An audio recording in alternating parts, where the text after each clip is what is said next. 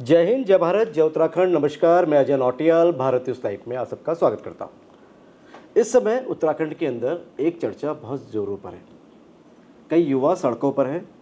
विषय है यूक्विड SSSC यानी उत्तराखंड अधीनस्थ सेवा चयन आयोग में परीक्षाओं के अंदर जो परीक्षाएं हुई अभी, उसमें पेपर लीक को लेकर कई सवाल उठ रहे हैं और कहा जा रहा है कि भाई सेंटर से जो है पेपर लीक हो गया। बेरोजगार सड़कों पे हैं और कह रहे हैं कि भाई परीक्षा दोबारा करवाई जाए। कहीं ना कहीं सवाल खड़े हुए हैं यूक्विड SSSC पर। तो ऐसे में यूक्विड SSSC के अध्यक्ष चेयरमैन GS मर्तुल्य जी हैं हमारे साथ बात करने के लिए। उनसे समझ लेते हैं कि पहले पूरा मामला क्या है, जांच कहाँ पहुंची है और क्या अपडेट है इसकी। फिर उसके बाद सवालों का सिलसिला भी शुरू करेंगे। जी सर, सबसे पहले स्वागत है आपका। Thank you. पूरा मामला सर बताने की ज़रूरत नहीं है।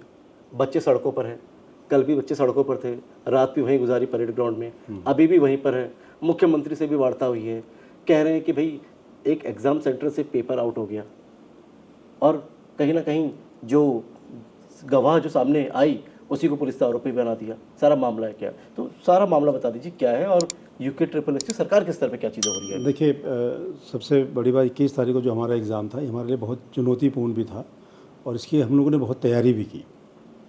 हम लोगों ने हर स्तर पर मीटिंग की, हर तरह से VC के तरफ से बात किया और एग्ज़ाम के लिए हमने पूरी तैयारी की और SDM नीचे हर लेवल पर हम लोगों ने बात की और इसको ठीक करने का, बढ़िया करने का हम लोगों ने प्रयास किया। और सुबह से सारे अधिकारी लोग भी, हम लोग भी सेंटरों का भ्रमण हम लोगों ने किया और अनफॉर्चुनेटली 1 बजे करीब एक वायरल होता है जिसमें 12 क्वेश्चन आते हैं जो 11:35 के आसपास। किस चीज़ की परीक्षा थी सर ये स्नातक स्तरीय परीक्षा थी और जिसका टोटल अटेंडेंस करीब 68.35 के आसपास अटेंडेंस रही है इस एग्ज़ाम में। नॉर्मल एग्ज़ाम से भी ज़्यादा, एवरेज से बहुत ज़्यादा इसमें लड़के बैठे।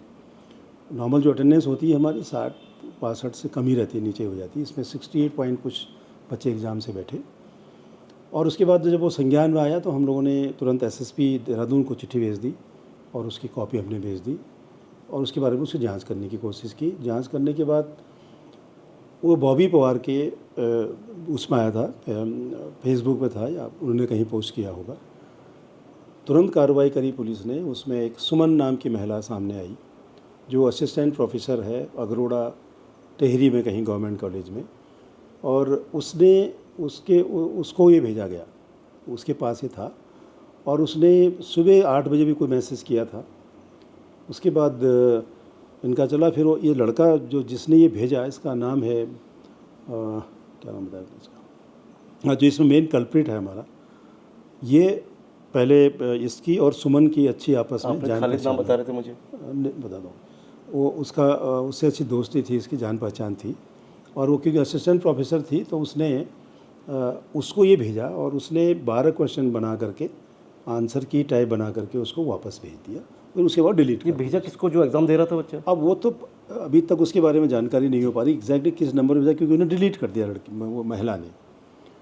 उसके बाद दूसरी चीज़ उसमें ये होती है कि जब उसका ये कहना था कि जब OMR शीट देखा तो मुझे डाउट हुआ लड़की का, उससे सुमन का ये कहना है, तो उसने ये कहा कि मैं पुलिस में जाऊंगी, ऐसा कुछ जो उसने स्टेटमेंट दिया है एग्जैक्टली, तो अब सामने फिर आएंगी बातें।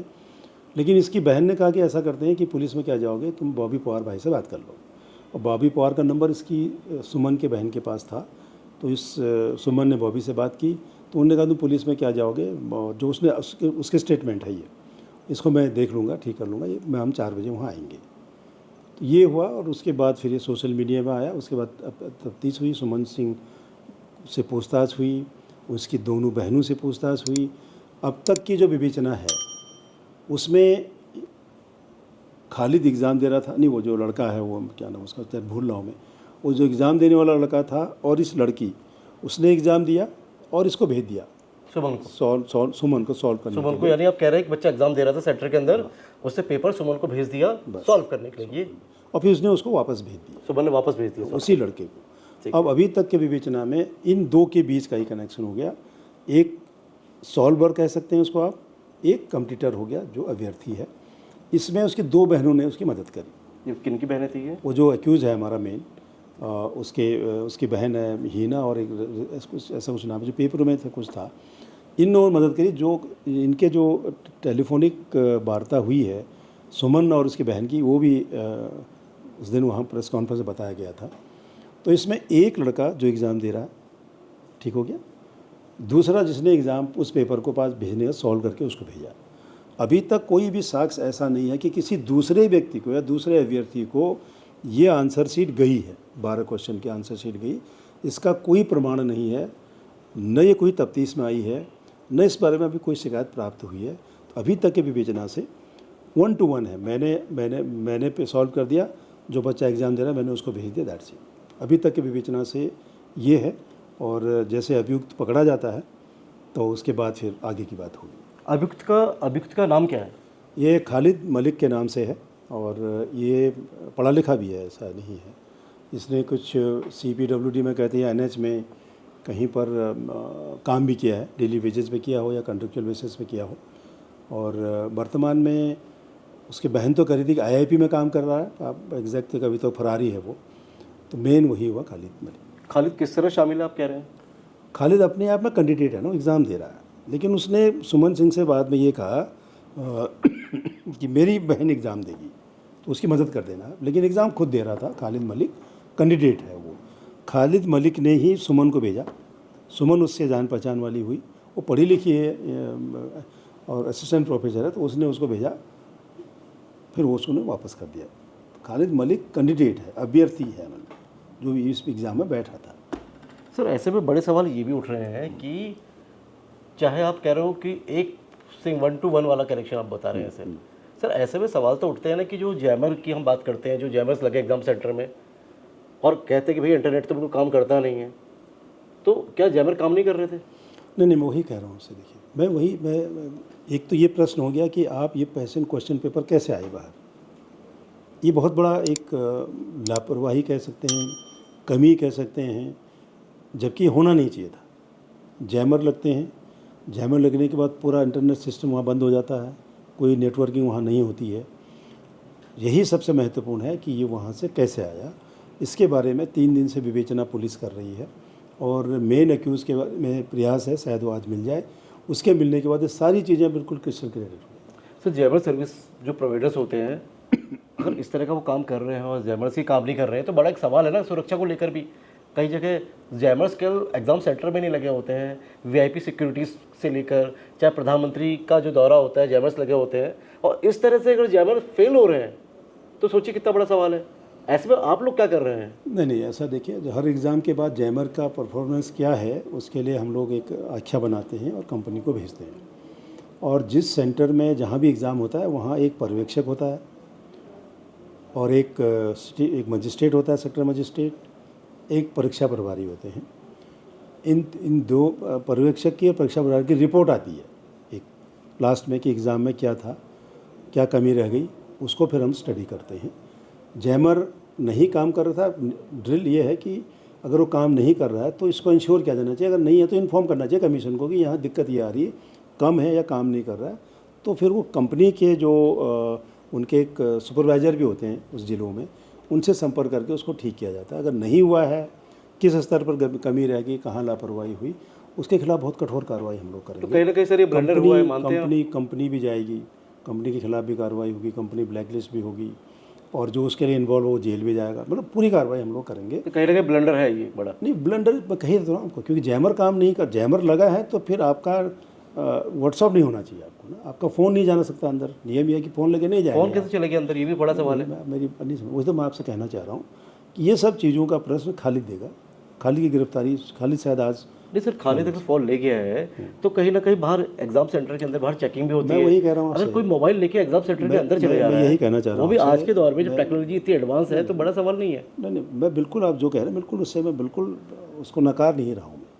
मैं ये कह रहा हूँ कि गेट पर फ्रिस्किंग हो रही, जहाँ एक सब इंस्पेक्टर लगा है, 2 कांस्टेबल लगे हैं, महिला कांस्टेबल लगी है, और एक LIU का लगा है जो मेटल डिटेक्टर से चेक कर रहा है। पूरी चेकिंग होकर तब वो अंदर आ रहा है।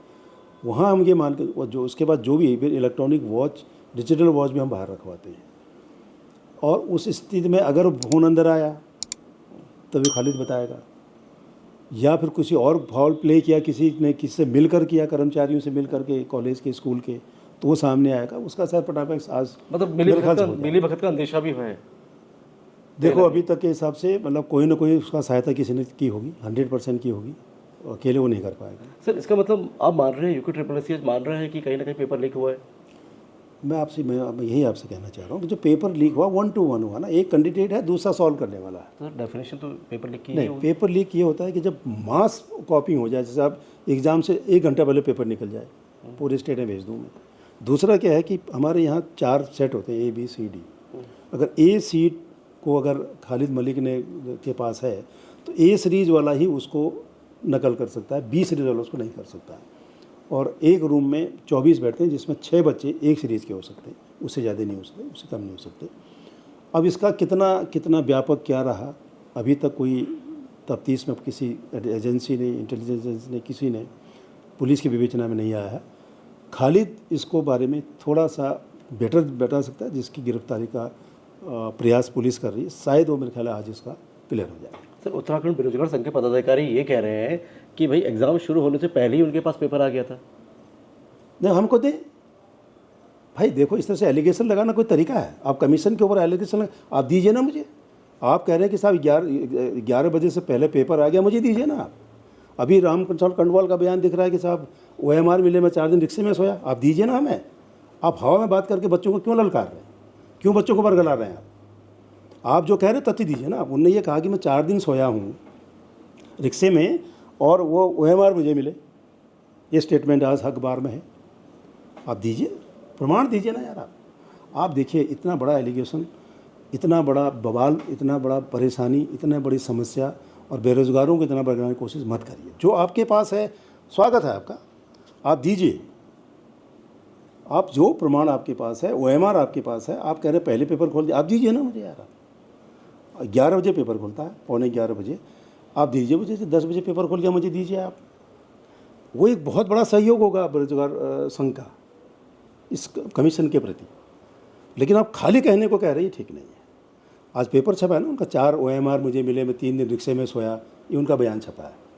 अब दीजिए, हमें प्रस्तुत करिए ना। वो ये भी कह रहे हैं कि यूके ट्रिपल एस जो नंबर्स हैं परीक्षार्थियों के, वो नंबर्स सार्वजनिक क्यों नहीं करता? कितनी बार हमने मांग कर दी कि नंबर्स नहीं, वो हम कर वो दूसरा है, वो दूसरा विषय आ गया। हम लोग उसको कर रहे हैं। हम लोग जो रिजल्ट फाइनल हो जाता है उसके सारे नंबर हम सार्वजनिक कर रहे हैं। हम ये लाए थे, मेरे को इनको बता दिया था मैंने, हम सार्वजनिक कर रहे हैं। लेकिन मेरा ये कहना है कि जिस पे आपके पास कॉन्क्रीट एविडेंस नहीं है, साक्ष्य नहीं है, आप इस तरह से करके युवाओं को मत भड़का लाइए। मेरा आपसे अनुरोध है, चाहे वो संगठन हो, बेरोजगार संगठन हो, चाहे कोई भी हो। आप इसे मत करिए ना कि साहब नहीं पेपर पहले आ गया था। आप प्रमाण दीजिए हमको। विपक्ष से मुद्दा बना रहा है, और विपक्ष के जो नेता हरक सिंह रावत, देखिए इसमें मुझे पेपर चोरी हो रहे हैं, इसमें मुझे कुछ नहीं कहना है। मेरा आपसे केवल इतना कहना है, अभी तक की विवेचना के हिसाब से एक लड़का जो खालिद था, उसने अपने एक दोस्त को, एक अपना जो असिस्टेंट प्रोफेसर थी महिला, उसको एक अपना 12 क्वेश्चन भेजे। उसने 12 क्वेश्चन का आंसर बना करके उस लड़के को वापस कर दिया। इसके अलावा कोई दूसरा तीसरे व्यक्ति को कहीं पर कोई साक्ष्य या एविडेंस अभी तक नहीं मिला है। तो सर आप ये कह रहे हैं कि इसे पेपर लीक नहीं माना जाएगा? नहीं, एक तरफ से छोटा पेपर लीक का जिसका असर एक में हुआ, मैं यही तो कहना चाह रहा हूँ। आप, मैंने पेपर दिया आपको, उसने अगर या तो सब जगह फैला दिया होता, सबको भेज देते आप, संभव भी है, संभव होता अभी तक आ जाता। अगर इसकी संभावना होती, क्योंकि सुमन सिंह तो पकड़े गए ना, सुमन तो है पुलिस के पास, लेकिन आप बताती डिलीट मार दिया मैसेज। नहीं, वो आंसर की तो है ही ना। लेकिन ये भी सर सवाल उठ रहे हैं बेरोजगार संघ की तरफ से कि जो सुमन है भाई, वो तो गवाही दे रही थी, उल्टा अपने जो गवाही दे रहा है उसी को आरोपी बना दिया। मुझे आप सिंपल बताइए, मेरे हिसाब से वो सॉल्वर गैंग का मेंबर है। आप क्वेश्चन सॉल्व करके क्यों भेज रहे हैं उसको? आप गवाह कहाँ चाहिए? गवाह ठीक है, आपको किसी ने दिया, आपने 4 क्वेश्चन, 5 क्वेश्चन, 12 क्वेश्चन आपको दिया। एक जिम्मेदार नागरिक होने के नाते, एक जिम्मेदार असिस्टेंट प्रोफेसर होने के नाते आपका पहला दायित्व था कि एडमिनिस्ट्रेशन को इसकी सूचना देती, साथ ही उसके बाद किसी को देती। आप भी कह रहे हैं कि उनको उत्तराखंड बेरोजगार संघ को पेपर दे के यूके ट्रिपल एस को अवगत कराना उनको भी दीजिए, अब उनको भी दीजिए। तो क्या डिस्ट्रिक्ट एडमिनिस्ट्रेशन को खबर नहीं कर सकते थे? अगर आपकी भावना बिल्कुल क्लियर है कि मेरे से गलती से हो गई, तो गलती सुधार करने के लिए वो भी नहीं है। गलती सुधार करने के लिए एडमिनिस्ट्रेशन है, जिनको आप बताएंगे कि साहब मैंने ये गलती मुझसे हो गई और ये हुआ, उसको देखो, उसमें तुरंत पकड़ा जाता। वो यूके ट्रिपल एस पर ही मिली भगत का आरोप लगा रहे थे। तो उनका ये सवाल है कि भाई हम कैसे देते हैं जब यूके ट्रिपल एस पर ही विश्वास भाई। 2 दिन पहले इन लोगों ने मुझे एक और ऑडियो दिया था, पंकज गौड़ वाला। वो इन लोगों ने मिल करके, हम लोगों के साथ मिल करके तो उसका अरेस्ट हुई। ठीक है, क्या उनको ये कहना चाह रहे हैं कि साहब खालिद मलिक से पुलिस मिली हुई, आप कमीशन मिला हुआ है? मुझे ये बताएं ना। वो मतलब देखिए, आरोप प्रत्यारोप अलग चीज़ हो गई। वो कह रहे हैं कि तमाम लोग आज मुख्यमंत्री धामी से भी मिले हैं और कह रहे हैं कि भाई जितने लोग यूके ट्रिपल से सबकी जांच हो। जांच करने में क्या दिक्कत है? जांच करने में दिक्कत क्या है भाई? अगर किसी ने गलती की, साला मरेगा, फंसेगा, जल जाएगा, उसमें क्या दिक्कत है? देखिए, मैं आपको इतना विश्वास दिलाता हूँ बेरोज़गारों को कि हमारा इन्वॉल्वमेंट, इस कमीशन का इन्वॉल्वमेंट किसी भी तरह का, किसी भी स्तर पर, चाहे वो बाबू हों, मेंबर हों और अधिकारी हों, हम लोग हैं, हमारा इन्वॉल्वमेंट अगर आप मिलता है, उनको जेल भेजेंगे हम। क्या दिक्कत है उसमें? इसलिए जो खालिद अगर गिरफ्तार हो जाता है, आज मिल जाता है, तो ये चीज़ें बहुत बिल्कुल क्लियर हो जाएगी बिल्कुल कि क्या एग्जैक्टली हुआ। ठीक है, लेकिन ये एग्ज़ाम टाइम से पहले पेपर खोल दिया, हमको OMR मिले, 3 दिन में रिक्शा में सोए, ठीक है, आपने कोशिश की, बिल्कुल करिए, लेकिन जब तक प्रमाण नहीं है, प्रत्यक्ष नहीं है, मेरा अनुरोध होगा उन लोगों से कि इस तरह की चीज़ें वो सोशल मतलब पब्लिकली ना कहें और नीचे की आप भ्रामक चीज़ें ना करें। और वो बेहतर ये होगा कि वो आके बताएं। हमको विश्वास नहीं, आप डिस्ट्रिक्ट एडमिनिस्ट्रेशन को दें, हमको विश्वास नहीं, आप पुलिस को दें, ये तो करें। लेकिन ये नहीं कि साहब ये हो गया, वो हो गया, अब यहाँ बिजली, वहाँ पानी नहीं है, सब चीज़ें नहीं हो सकती ना। देखिए, कॉन्क्रीट बात करो। देखिए, बहुत सेंसिटिव इशू है। उन बेरोज़गारों के भविष्य से जुड़ा हुआ है जो बेचारे मेहनत कर रहे हैं, गरीब लोग हैं, यहाँ आकर कोचिंग कर रहे हैं, पढ़ रहे हैं, उनके भविष्य का प्रश्न है। सवाल भी वही है सर। हाँ, मैं वही कानपुर में रह रहे हैं, नहीं, तमाम मैं कह रहा हूँ। 3-4 हज़ार रुपये अपने घर वालों से मंगा रहे हैं, कैसे मैं खा वही रहे कह रहा हूँ, उन हैं, कैसे रह रहे हैं। उन बच्चों के भविष्य का सवाल है। और कईयों की सर ओवरेज हो जाएगी उन सर। बच्चों के साथ बिल्कुल कमीशन बिल्कुल खड़ा है पीछे। और मैं आपसे अभी तक की विवेचना के हिसाब से जो मैंने था मैंने आपको बता दिया है। और जो बिना उसके एविडेंस के कोई बात कहती है तो एक जिम्मेदार नागरिक को ऐसा नहीं करना चाहिए। सर हाकम सिंह भी पकड़ा गया, हाकम सिंह के भी तार के एग्जाम नहीं, हाकिम सिंह का बिल्कुल डिफरेंट था, वो एक स्टिंग टाइप का लगा जो हमको लगा। हमें इसमें बेरोज़गार संघ ने ही हमें इसमें ये चीज़ बताई थी, उसके लिए भी हम बेरोज़गार संघ का बिल्कुल एक अच्छा काम था। यही काम वो जो उन्होंने काम किया उससे कम से कम जो एक स्टिंग करके उन्होंने किया, तो वो चाहे वो ठगी कर रहे हों या नकली का प्रयास कर रहे हों, वो गैंग वहीं ख़त्म हो गया। एक अच्छा प्रयास उनका था जो उन लोगों ने हमसे शेयर किया। यही मैं कहना चाह रहा हूँ कि अगर कोई और चीज़ इस एग्ज़ाम के बारे में गलत चीज़ें आई हैं जो आप कह रहे हैं कि पहले खुल गया, ये खुल गया, हमें दें प्रमाण। वही तो कह रहा हूँ आपको। इसी हाकिम सिंह में बहुत पॉजिटिव थे, उन्होंने सूचना दी, हमने उस पर काम किया, STF ने काम किया, अरेस्ट हो गए, जेल चले गए। और यही चीज़ें जो आप कह रहे हैं कि पेपर पहले आ गया, पेपर पहले से बढ़ गया, आप प्रमाण दीजिए, उसमें जांच करने में क्या दिक्कत है? SSP जांच करेंगे, STF जांच करेगी, कोई भी जांच करे, लेकिन प्रूफ के साथ इन सेंसिटिव इशू पे बात करना चाहिए, जो मेरा मानना है। मेरा तो अनुरोध यही है कि जो तथ्य नहीं है तो उन चीज़ों को मत कहिए, तथ्य है तो प्रशासन को दीजिए, किसी को दीजिए, हमें कोई आपत्ति नहीं है। सर इतना सख्त नकल रोधी कानून होने के बाद भी कहीं ना कहीं इस तरह की जब घटनाएं होती है तो क्या समझा जाए? क्या नकल रोधी कानून को और सख्त किए जाने की ज़रूरत है? नहीं, ऐसा नहीं है कि सख्त करे, ये भी ज़रूरी नहीं है कि सब कानून बहुत सख्त है हमारी, इससे मजबूत शख्स पूरे हिंदुस्तान में नहीं है। लेकिन फिर भी घटनाएं हो रही है। घटना हुई, इसको बिल्कुल मानते हैं, लेकिन इस घटना में कहाँ कमियां हुई उसको उजागर करना ज़्यादा ज़रूरी है। और किस लेवल पर लापरवाही हुआ, किस लेवल पर सहयोग नकल कराने में किया गया, उसका पकड़ा जाना ज़रूरी है। वो एक महत्वपूर्ण कड़ी होगी। जब वो पकड़ा जाएगा तो सिस्टम में कहाँ गड़बड़ थी वो भी आपके सामने आएगा, अगले एग्ज़ाम में उसको ठीक करा जाएगा उस हिसाब से। लेकिन सर सवाल ये भी है कि इस तरह का मामला उत्तराखंड बेरोजगार संघ के माध्यम से आपके पास आ गया, संभव ये भी था कि अगर उत्तराखंड बेरोजगार संघ इस मामले को एक्सपोज ही नहीं करता तो हो सकता है जानकारी किसी के संज्ञान में आती ही नहीं, पता ही नहीं चलता। नहीं, तो ऐसे में धन्यवाद भी देना चाहिए। एक्सपोज नहीं करते अगर वो, तो वो ठीक नहीं होता, मेरा ये मानना है। मैं आपसे वही तो कह रहा हूँ, यही एक्सपोज करने के 2 तरीके हो सकते थे। आप पहले अगर हम एक्सपोज करते हैं तो कल्प्रिट पकड़ा जाता मौके पर, जो एग्ज़ाम दे रहा था, जिसको पकड़ने में अभी 2-3 शनिवार संडे से वो नहीं मिल रहा है, वो सेंटर में एग्ज़ाम देते हुए पकड़ा जाता रंगे हाथों, सारी चीज़ें उसी दिन क्लियर हो जाती। अब क्योंकि वो लेट आपने 1-1:30 बजे के बाद ही उन्होंने दिया, तो उसके बाद एग्ज़ाम दे के वो चला गया। तो दोनों चीज़ें हैं, मतलब इसमें वायरल किया उन्होंने, जो भी किया, जो उनको समझ में उन्होंने किया होगा। लेकिन एक बेहतर होता कि अगर इसमें डिस्ट्रिक्ट एडमिनिस्ट्रेशन को भी अगर थोड़ा सा कॉन्फिडेंस में लेते तो इस तरह के अपराधी मौके पर पकड़े जाते, हो सकता है कि और कुछ चीज़ें और निकल आती वहीं पर सेंटर में, सब पकड़े जाते, सहयोगी पकड़ा जाता, ये कंडे खालिद भी पकड़ा जाता, तो एक चीज़ें और आसान हो जाती। आपको ठीक है, आपने काम किया, आपने किया, उसमें कोई दिक्कत हमको नहीं है, लेकिन कल्प्रिट पकड़ने में समय लग गया हमें, जो तुरंत पकड़ा जा सकता था उस पर थोड़ा सा डिले हो गया, लेकिन वो पकड़ा जाएगा, आज तो डेफिनेटली पकड़ा जाएगा, जो जिस हिसाब से प्रयास हो रहे हैं। सर अब देख रहे हैं एक आध अपराधी तो पकड़ में आ रहे हैं, कहीं ना कहीं आप लोगों को भी क्या महसूस होता है कि भाई इसके जो तार हैं इसकी जड़ें बहुत गहरी हो सकती है, ये बहुत बड़ा एक नेक्सस है और कहीं ना कहीं इसके तार जो है दूसरे प्रदेशों से भी जुड़े हो सकते हैं? नहीं, मैं वही तो सॉल्वर गैंग अगर जब दो तरह की है ना, एक तो मैंने कहा ना 1 to 1, आप एग्ज़ाम दे रहे हैं, मैं आपकी मदद कर रहा हूँ, आपने मुझे भेजा, मैंने आपको भेजा, बात खत्म हो गई, इनको नहीं पता, ठीक हो गया। एक होता है कि मैंने 4 के सेट उठा लिए, चारों सेट के क्वेश्चन करके फिर सबको भेज दिए, मास लेवल में मैंने कॉपिंग करा दी, तो वो दूसरी चीज़, वो हो गया ऑर्गेनाइज क्राइम। ये 1 to 1 क्राइम हो गया, ये भी क्राइम है, ये भी बदमाशी है, और ये भी दिमाग तो साथ ही रही है, बदमाश हैं तो पकड़ा जाएगा, जेल जाएगा, और जो नए अध्यादेश पे जेल जाएंगे, मुकदमा कायम हो चुका है। और आज मेरे ख्याल से जिस हिसाब से पुलिस प्रयास कर रही है, उस हिसाब से अगर कोई चीज़ें निकलती हैं तो शाम तक बहुत कुछ क्लियर हो गया कि एग्जैक्टली हुआ क्या और किस स्तर पर लीकेज हुआ, जिसके बारे में हम भी उत्सुक हैं कि कहाँ गलती हुई। सर कुछ सवाल हैं बात हुई बच्चों के, एक बेसिक सवाल है।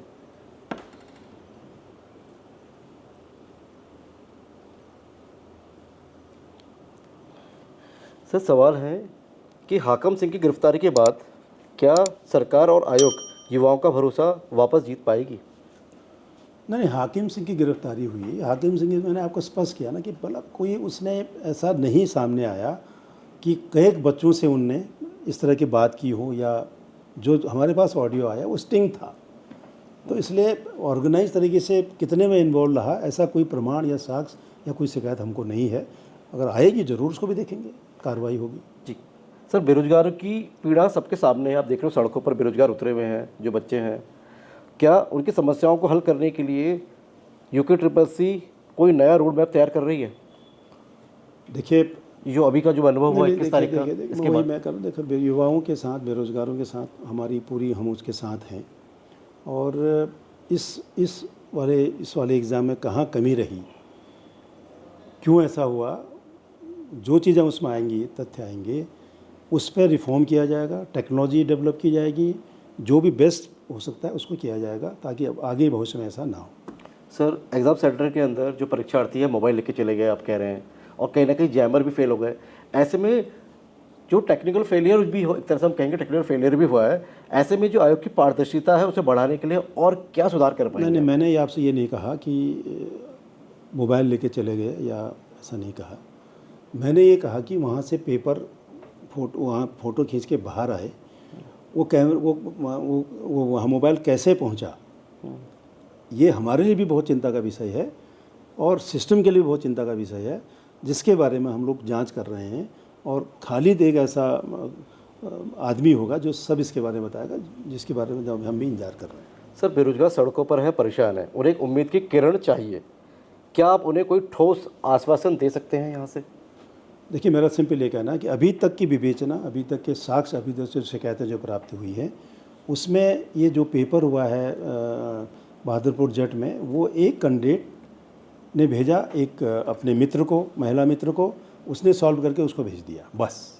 इसके अलावा कई जगह गया हो, इसका कोई प्रमाण नहीं है, न कोई इसका साक्ष्य है, न इस तरह की कोई शिकायत है, और बाकी स्टेट में कहीं पर भी किस तरह की कोई शिकायत हमको प्राप्त नहीं हुई है, जिससे हम ये कह सकें कि साहब ये बहुत बड़े लेवल पर इसमें बदमाशी हुई, ऐसा कोई प्रमाण नहीं मिला है। और खालिद के बाद ये चीज़ें और क्लियर हो जाएंगी, और उसके बाद हम ये बिल्कुल, ये उसके बाद जो चीज़ें आएंगी उसके बाद फिर हम क्लियर करेंगे कि एग्ज़ाम इसको आगे उनको क्या करना है। सर पेपर लीक रोकने के लिए एंटी चीटिंग लॉ लाया गया, क्या इस पर और कोई सुधार की संभावना है?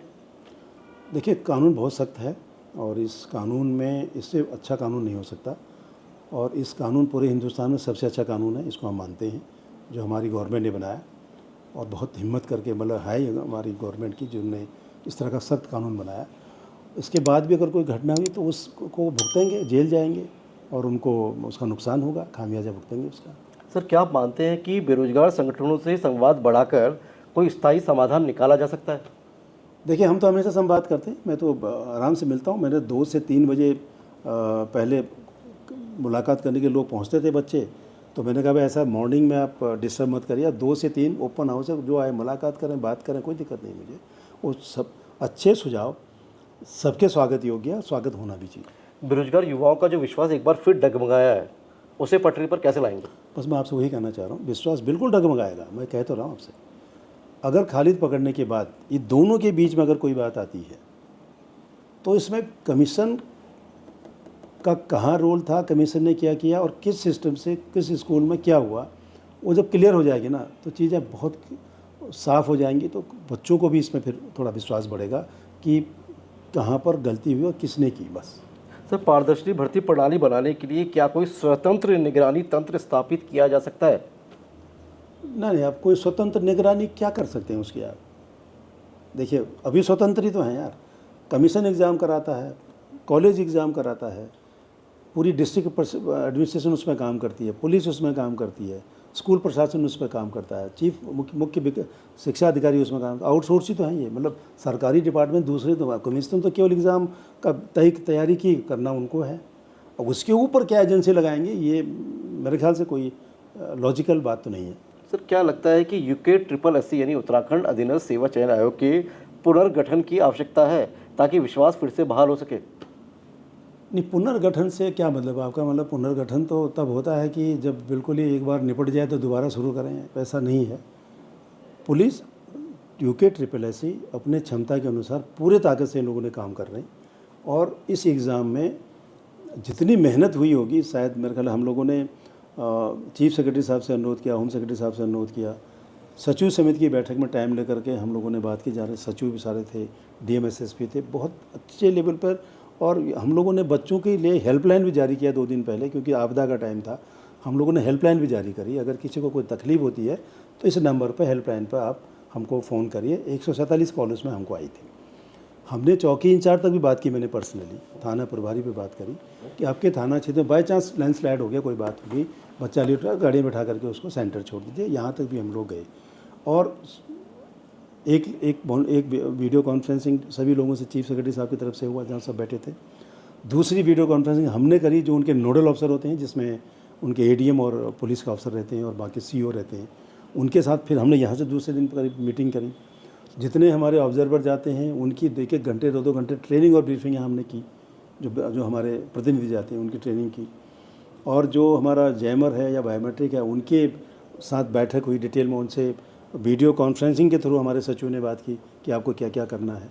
तो पूरी प्रिकॉशन ली, उसके बाद भी एक घटना हुई, ये बड़ा अनफॉर्चुनेट है। और कमीशन इसके लिए बिल्कुल मैं ये मानता हूँ कि कमी है, और उस पर तफ्तीश के परिणाम के बाद इस पर क्या होना है फिर उस पर तय करें। सर, जो बच्चे सड़कों पर हैं उनके सवाल ये हैं कि क्या ये परीक्षा दोबारा होगी, ये दोबारा परीक्षा करने की मांग कर रहे हैं, तो ऐसी उम्मीद नहीं, है इस कि परीक्षा पर दोबारा ऐसा होगी? कुछ नहीं है। पुलिस तफ्तीश कर रही है, पुलिस की तफ्तीश का हम इंतजार कर रहे हैं। वो फाइनली क्या फाइंडिंग होती है तब विचार करें। बेरोजगार कह रहे हैं कि जो गवाह हैं उन्हीं को आरोपी बना देते हैं। ये काम मेरा नहीं है, और ये पुलिस करेगी। वो कौन गवाह है क्या है, मेरे हिसाब से वो सॉल्वर है।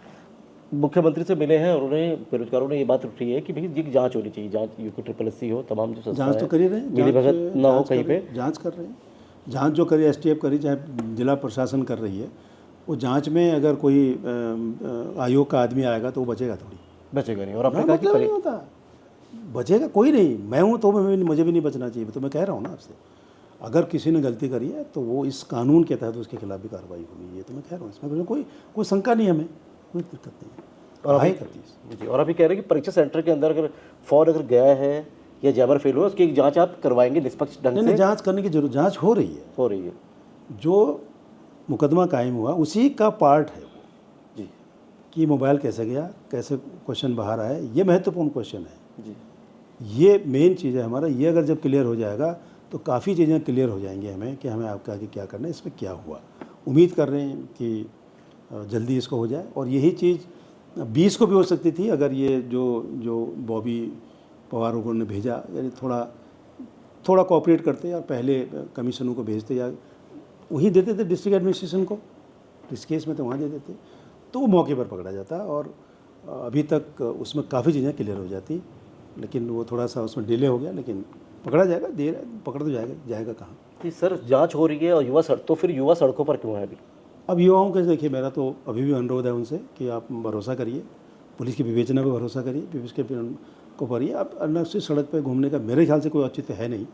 और वो अपना जितना प्रोटेस्ट करना कल किया है, रोज़ इसको बढ़ाने से कोई फ़ायदा मेरे ख्याल से लगता नहीं है। अब कोई डेफिनेट डिमांड अलग बात होगी उनकी, लेकिन हम पुलिस के विवेचना का इंतजार कर रहे हैं, उसके बाद आगे क्या करना है डिसाइड करना है। सर बेरोजगार तो ये भी मांग कर रहे हैं, कह रहे हैं कि भाई यूके SSS के जो चेयरमैन है बदल जाए। कोई दिक्कत नहीं है, चले जाएंगे। क्या क्या लग रहा है इससे समाधान निकलेगा? नहीं निकलता हो तो बहुत अच्छा, परेशानी क्या है? मैं तो कह रहा हूँ समाधान निकले। मैं ये तो कह रहा हूँ, अगर आपके बाबू से लेकर के दफ्तरी से लेकर के चेयरमैन तक इन्वॉल्व करिए ना कार्रवाई। मैं तो कह ही रहा हूँ, तफ्तीश में आना करिए कार्रवाई। और किसी के छोड़ने न छोड़ने और किसी ने आने में वो अलग विषय हो गया, उसको उस पर बहुत ज़्यादा चर्चा। लेकिन आप जो कह रहे हैं, जो भी आरोपी हैं, जो भी जिन्होंने भी किया है, उन्हें बख्शा नहीं जाएगा, आप कह रहे हैं? ना, कोई नहीं बख्शा जाएगा, बख्शा नहीं मतलब ही नहीं होता, मतलब ही नहीं। बख्शा नहीं जाएगा। ये थे हमारे साथ यूके SSS के चेयरमैन GS मर्तुलिया जी, जो कह रहे हैं कि भाई सबसे बड़े सवाल तो यहाँ पर ये है कि जो परीक्षा एग्जाम सेंटर है, अगर वहाँ अंदर मोबाइल गया है या जैमर फेल हो गए हैं, तो ये बहुत एक गंभीर सवाल है। ये गंभीर सवाल है और इन सवालों के समाधान ढूंढने के लिए जांच भी चल रही है। जांच के बाद ही कुछ पता चल पाएगा कि वजह क्या है। युवा भी सड़कों पर है, युवा भी अपनी मांगों को लेकर सड़कों पर है, अपनी मांग उठा रहे हैं। और कहीं ना कहीं यूके SSS भी अपना बचाव करता हुआ नज़र आ रहा है। यूके SSS भी अपना पक्ष रख रहा है कि भाई कहीं ना कहीं एक चीज़ें सिस्टम फेल हुआ है, तो उसकी वजह को तलाशा जाएगा। और जांच की जहाँ तक बात रही, तो जांच आप करवा लीजिए, तो जांच से भी पीछे नहीं हटेगा यूके SSS। नहीं, बचाव वाला जो कहा ना, हम बचाव नहीं कर रहे।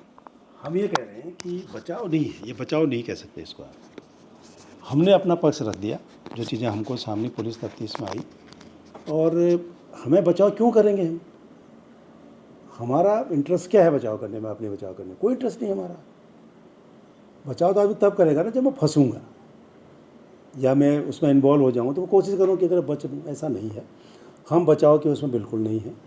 जो हमारे कर्मचारी अधिकारी चेयरमैन भी होते हैं, तो उसको जेल भेजिए, हमें कोई प्रॉब्लम नहीं है। लेकिन तफ्तीश का निराकरण जल्दी हो जाए, चीज़ें क्लियर हो जाएं, उसका हम इंतजार कर रहे हैं। बचाव अलग शब्द हो गया। बचाव तो ये होगा कि मैं गलती करूं, मतलब मैं नकल कराऊं, फिर मैं अपने को बचने को नहीं। सिस्टम का फेलियर हुआ, जो चीज़ें कमी आई है उस पर निश्चित तौर पर एक फेलियर अगर है, तो जिस जहाँ से हुआ उसके खिलाफ कठोर कार्रवाई होगी। यहाँ यकीनन अगर सिस्टम में कोई फेल्योर है, तो यकीनन इसकी भी जांच चलेगी और कहीं ना कहीं जो दोषी हैं उन्हें बख्शा नहीं जाएगा। और हमें उम्मीद है कि भाई इस मामले पे जांच भी जल्द भी होगी। और मुख्यमंत्री पुष्कर सिंह धामी से मिला भी है बेरोजगारों का डेलीगेशन, उन्होंने भी अपना पक्ष रखा है। कहीं ना कहीं मुख्यमंत्री पुष्कर सिंह धामी ने भी कहा है कि भाई जांच होगी इसमें और दोषियों को बख्शा नहीं जाएगा। मैं भारत न्यूज़ लाइव के लिए कैमरा पर्सन शिववर्धन सिंह के साथ अजय नौटियाल। भारत न्यूज़ लाइव से जुड़ने के लिए इसे लाइक, सब्सक्राइब और बेल आइकन दबाएं।